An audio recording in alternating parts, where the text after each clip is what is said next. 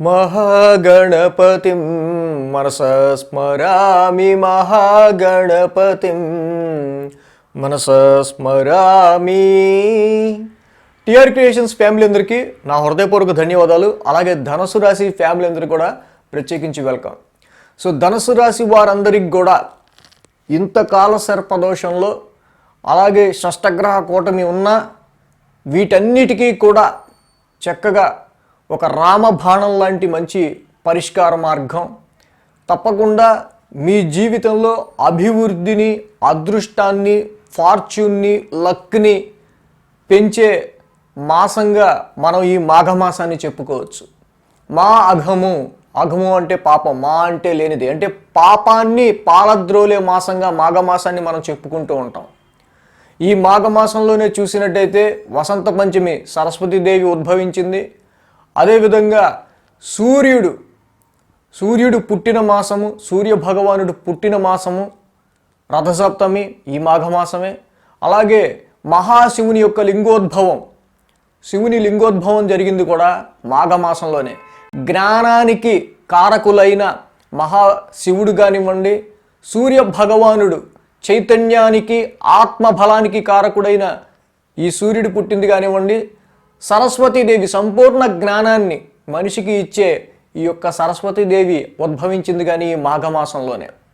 So ఈ మాఘమాసము అందరికీ వర్తిస్తుంది కదా, ఇంత పుణ్యమాసం. మరి ఇంత పుణ్యమాసంలో ఒక ధనుసు రాశి వారికి ఎందుకు వాళ్ళకొక్కళ్ళకే ఇది అదృష్టాన్ని ఇచ్చే మాసంగా మనం ప్రత్యేకించి ఎందుకు చెప్పుకుంటున్నాం అనే దాని గురించి ఇప్పుడు మీకు చెప్తాను. ఈ మాఘమాసం అంటే మాఘమాసంలో రవి మకరాన్ని వదిలి కుంభానికి ఇక్కడ ప్రవేశిస్తారు. కుంభరాశిలో రవి యొక్క సంచారం అంటే అది ధనుసు రాశికి తృతీయ స్థానం. కుంభరాశికి ధనుసు రాశి తృతీయ స్థానంలోకి రవి యొక్క సంచారం వచ్చింది. రవి యోగించేవి మూడు స్థానాలు, 3, 6, 11. అంటే సంవత్సరం మొత్తంలో 3 నెలలే రవి ప్రభావవంతంగా పనిచేస్తాడు. దిగ్బలంలో 12 నెలల్లో 3 నెలలే పనిచేస్తాడు. అలాంటి 3 నెలల్లో ఒక నెల అయిన మాఘమాసం ఈ మాసం ఇప్పుడు రావటం మనకి ఇక్కడి నుంచి ఈ 13వ తారీఖు నుంచి నెల రోజుల పాటు రవి ఇక్కడ చక్కగా మీకు తృతీయ స్థాన సంచారంలో ఉంటారు. ఏదైతే మొన్నటి వరకు రవి శనితో కలిసి ద్వితీయ స్థానంలో ఉన్నారో అది ధన కుటుంబ స్థానానికి చిక్కులు తెప్పించే విషయమే. అలాగే శనితో కలిసిన ఈ రవి శని స్వక్షేత్రంలో మకర రాశిలో ఉండగా కలిసిన ఈ రవి చైతన్యాన్ని ఇవ్వలేడు, చైతన్యవంతంగా ఉండలేడు.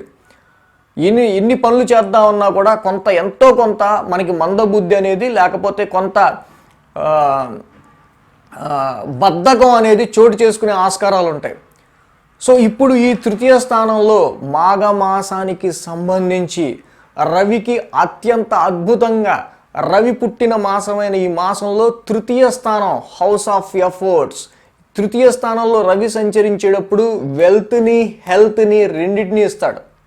హెల్త్, వెల్త్ రెండు డెవలప్ అవుతాయి. చక్కగా ఆరోగ్యాన్ని, సంపదని రెండింటినీ ఇస్తాడు. ఇక్కడ మనం ప్రత్యేకించి ఈ మాసంలోనే ఎందుకు మీకు అదృష్టాన్ని వరించే అవకాశాలు ఎక్కువగా ఉంటాయి, ఈ మాసంలో అదృష్టాన్ని వరించే అవకాశాలు చాలా ఎక్కువ ఉంటాయి. ఎందుకు అంటే తృతీయ స్థానం నుంచి రవి డైరెక్ట్ హౌస్ తన స్వక్షేత్రాన్ని చూస్తాడు. తృతీయ స్థానం నుంచి డైరెక్ట్ ఆస్పెక్ట్, 7th ఆస్పెక్ట్ తన స్వక్షేత్రం 9th హౌస్ మీద ఉంటుంది. 9th house of fortune, luck. వాడు బాగా చదువుతాడండి, కానీ అదేంటో పాపం అదృష్టం లేదు. అబ్బా వాడైతే అసలు మామూలుగా కాదు, ఎంత సంపాదించాడు కానీ మొత్తం పోగొట్టుకున్నాడండి. ఏం చేస్తాం, దురదృష్టం, అదృష్టం లేదు, లక్ లేదు పాపం. అబ్బా ఎంతో కూడబెట్టాడండి కానీ అనుభవించే రాత ఉండద్దు, అదృష్టం లేదంతే. ఇలాగ అదృష్టం అంటే మనకి సంపద ఉండొచ్చు, మిగతావి ఎన్నైనా ఉండొచ్చు, కానీ అదృష్టం ఫార్చ్యూన్ హౌస్ అనేది సరిగ్గా లేనప్పుడు మనం దేన్ని యూటిలైజ్ చేసుకోలేం.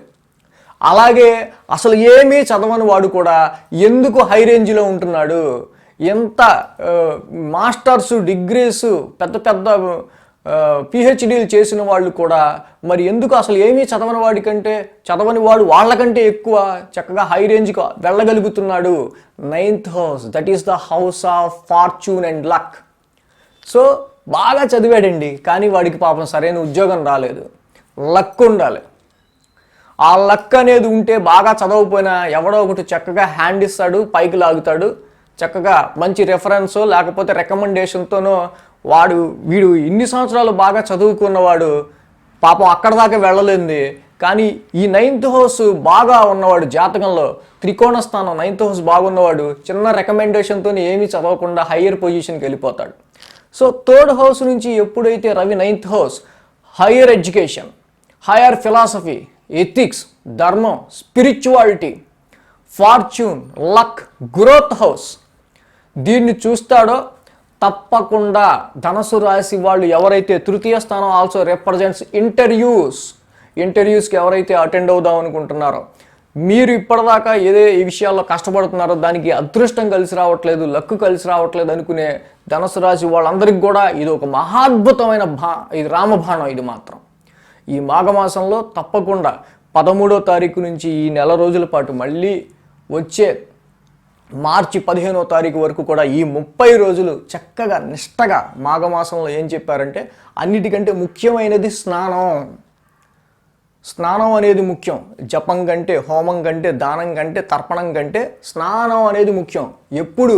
ఉషోదయ కాలంలో, అంటే సూర్యుడు చక్కగా ఆయన ఉదయిస్తున్న వేళల్లోనే, సూర్యుడు ఉదయించక ముందే ఆయనకి స్వాగతం పలుకుతూ చక్కగా ఎవరైతే పొద్దున్నే సూర్యోదయం ముందే లేచి మంచిగా స్నానం చేసి, అంటే ఇక్కడ గోదావరి లేకపోతే గంగా, కావేరి ఇలాంటి పుణ్య నదుల్లో స్నానం చేయటం చాలా మంచిది. ఇప్పుడు నదులకి వెళ్ళి ఎక్కడ స్నానం చేస్తాం అనుకునే వాళ్ళు చక్కగా గంగా, గోదావరి, అలాగే సింధు, కావేరి ఆ యొక్క మంత్రం ఉంది కదా, ఆ యొక్క నదుల్ని తలుచుకొని, ఆ యొక్క నదుల్ని స్మరించుకొని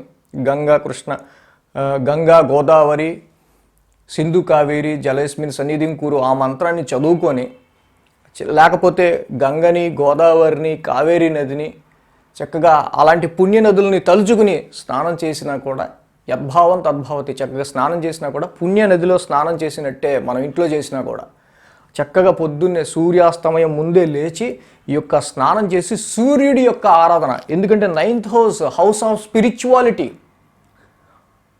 ఇక్కడ 9th హౌస్ అంటే మనము డైరెక్ట్గా ఇప్పుడు కనెక్ట్ అవ్వగలుగుతున్నాం. ఎంతోమంది పూజలు చేద్దాం అనుకుండొచ్చు, లేకపోతే స్పిరిచువలిజంగా ఉందాం అనుకుండొచ్చు, లేకపోతే రవికి సంబంధించిన, లేకపోతే వేరే దానాలు, లేకపోతే ఇంకా వేరే ఏమైనా చేద్దాం అనిపించుకోవచ్చు.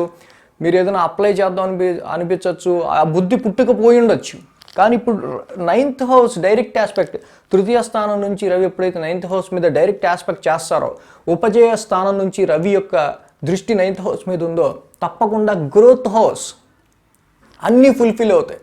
కాబట్టి సూర్యోదయం ముందే చక్కగా పరిశుభ్రంగా ఆ యొక్క నదీ జలాలని తలుచుకుని, ఆ నదుల్ని తలుచుకుని స్మరించుకుని స్నానం చేసి రవికి సంబంధించిన చక్కగా ఉపనయనమైన వాళ్ళకైతే అద్భుతం, మహాద్భుతం. చక్కగా తర్పణాలు ఇచ్చుకుంటూ, అర్ఘ్యం ఇచ్చుకుంటూ రవికి సంధ్యావందన ప్రియుడు రవి.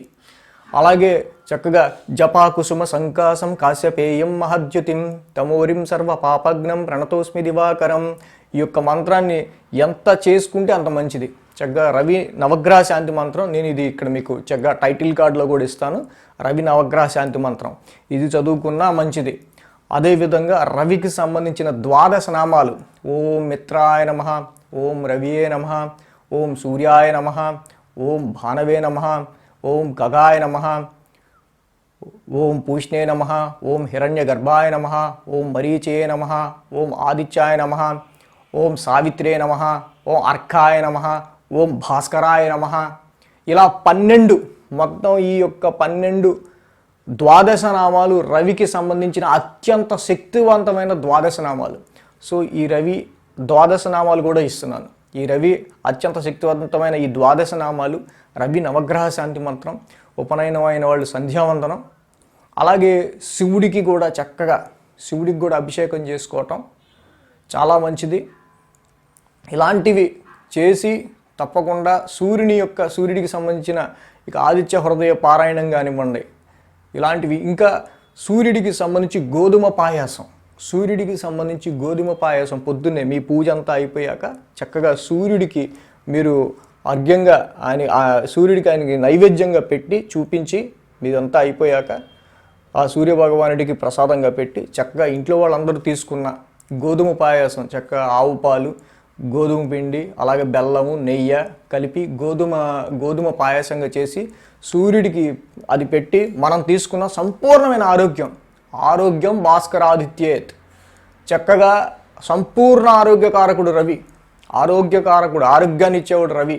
సో ధనుసు రాశి వారికి నాకు తెలిసి ఇప్పుడు ఈ 30 రోజులు కూడా వాళ్ళ లైఫ్లో ఏవైతే మీకు అదృష్టము లక్కు దొరకట్లేదు అనుకుంటున్నారో, మీ యొక్క ఏవైతే వ్యవహారాల్లో అనుకూల ఫలితాలు రావట్లేదు అనుకుంటున్నారో, తప్పకుండా మీరు రవి యొక్క ఆరాధన ఈ 30 రోజులు కూడా క్రమం తప్పకుండా పొద్దున్నే సూర్యోదయం ముందే లేచి పరిశుభ్రంగా స్నానం చేసి రవికి సంబంధించిన నవగ్రహ శాంతి మంత్రం, 12 నామాలు, ఆదిత్య హృదయ పారాయణం చక్కగా ఇవన్నీ చేసుకుంటూ రవిని ఆరాధించి శివుడికి అభిషేకం చేసుకుంటూ స్పిరిచువలిజంగా ఉంటూ మీరు ముందుకు వెళ్తే తప్పకుండా సంపూర్ణ ఆరోగ్యకారకుడు, జ్ఞానకారకుడైన ఈ రవి 9th హౌస్ మీద దృష్టి ఉంటుంది కాబట్టి తప్పకుండా మీకు ఒక మంచి మార్గాన్ని, ఒక మంచి లక్కుని, ఒక మంచి ఫార్చ్యూన్ని, వెల్త్ని, హెల్త్ని ఈ యొక్క నెలలో ఆయన డెవలప్ చేసే ఆస్కారాలు ఉన్నాయి.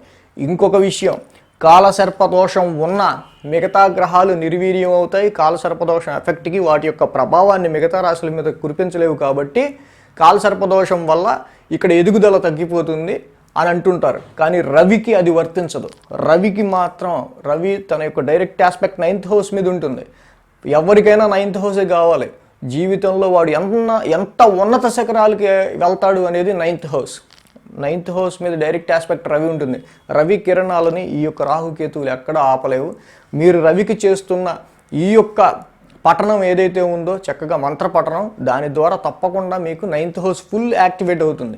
9th house represents your boss, your father, మీ యొక్క నాన్నగారి పిత్రార్జితం, మీ యొక్క పై అధికారులు, మీ యొక్క బాస్, అలాగే ఆరోగ్యాన్ని ఇచ్చేవాడు. సో ఇన్నిటినీ తప్పకుండా మీరు ఈ మాసంలో పొందగలుగుతారు. ఈ మాఘమాసాన్ని వృధా చేయకుండా ధనుసు రాశి వాళ్ళు తప్పకుండా ఈ చెప్పినవన్నీ కూడా ఆచరిస్తే నెంబర్ 1 పొజిషన్లో ఈ మంత్లో ఉండబోతున్నారు. అలాగే మాఘమాసం మనకి అన్ని మాసాల్లో కల్లా 11వ మాసం. సో 11వ ద్వాదశ నామం ఓం అర్కాయ నమః. అర్కుడు ఆయన. ఈ యొక్క మాఘమాసాన్ని అర్కనామంతో మనం పోలుస్తాం 12 నామాల్లో. సో నేను ఇచ్చాను కదా నవగ్రహ శాంతి మంత్రం, 12 నామాలు, అలాగే ఆదిత్య హృదయం, ఇవన్నీ పారాయణం చేసుకుంటూ తప్పకుండా ఈ మంత్ మీరు బెటర్ లక్ని పొందాలి.